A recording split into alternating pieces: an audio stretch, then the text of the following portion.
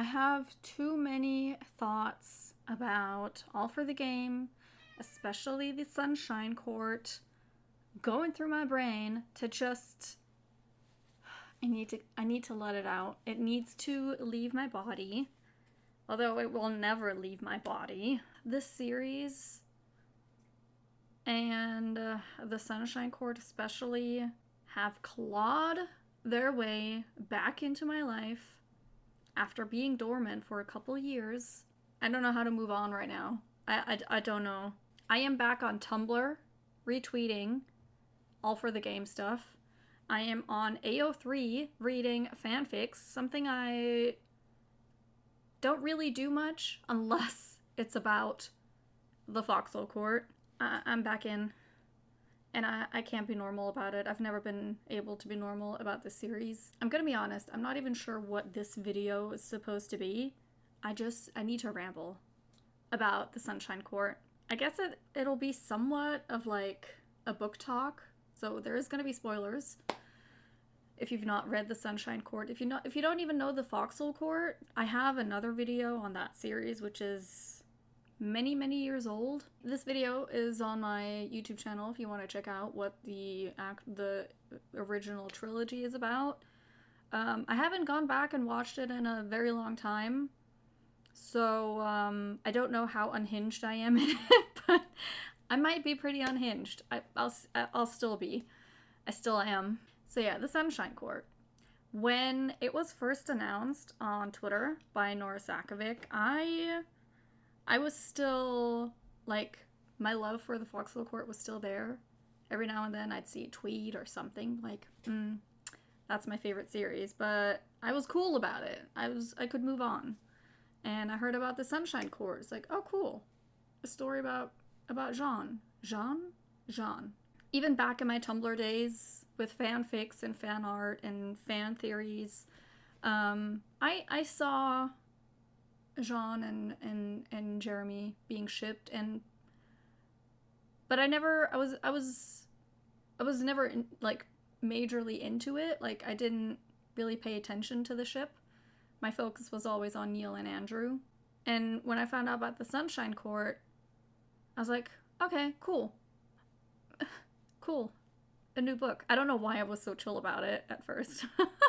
And then it got closer to the release, and I got more excited. It's like, oh my god, wait, we're getting more canon All for the Game content. I did not look into what the book was actually going to be about. All I knew is it was going to be about Jean Moreau. I didn't know if it was going to be like a couple of years later or before the Foxhole Court, whatnot. I bought it, but I didn't get to it immediately. And then I saw people starting to react to the book, and I was like, oh wait, I'm gonna see spoilers. So every time I'd see a Sunshine Court tweet, I would just quickly scroll past it. And then I decided to reread the original trilogy, although I did start with the Raven King because I only read the Foxhole Court like last year. And the Foxhole Court I've reread many times in attempts of rereading the entire series, and I'd reread the first book and then get lost with something else. I remembered all of these things, but actually rereading the books, I could feel myself being pulled in again. It's like, oh no, something is happening. I kept getting more and more excited about the Sunshine Court. At first I wasn't sure how to feel about it actually starting, like, overlapping with the King's Men. But I really liked seeing those scenes that we saw in the King's Men. Like the last couple championship games and everything that like happened, you know.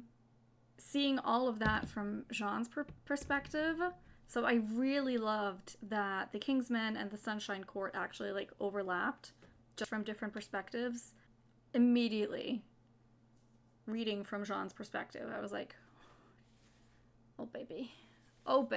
He's making me feel like how I feel about Andrew Mignard. Like, I need a Jean Moreau Defense Squad jumper because I love this boy so much. I also really liked the double POV with Jeremy. That was a very, very interesting take.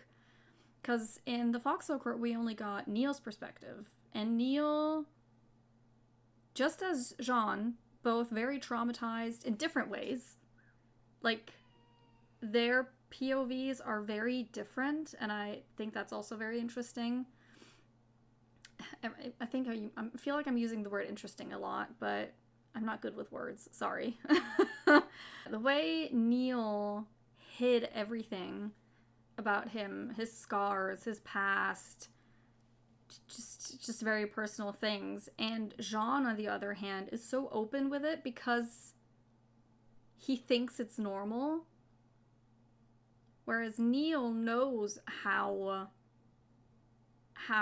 wrong the things that happened to him are. Jean doesn't, and he's like very open, like he doesn't care about someone seeing his scars because he thinks it's normal, or someone controlling his meal plan and like his nutrition and what he wears. Oh my god, Jean. Anyway, I got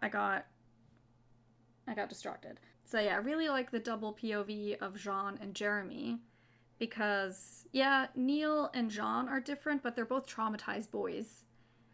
And then we have Jeremy, this ray of sunshine, who's just desperately trying to help Jean and be there for him. Neil, I think in canon, is demisexual, and so that he doesn't notice, like, certain things compared to a bisexual Jeremy, a bisexual Jean, who notices the appearance of calls Kevin beautiful or something, and pines for Renee, but also wrong. What was it? Right people, wrong time. And then notices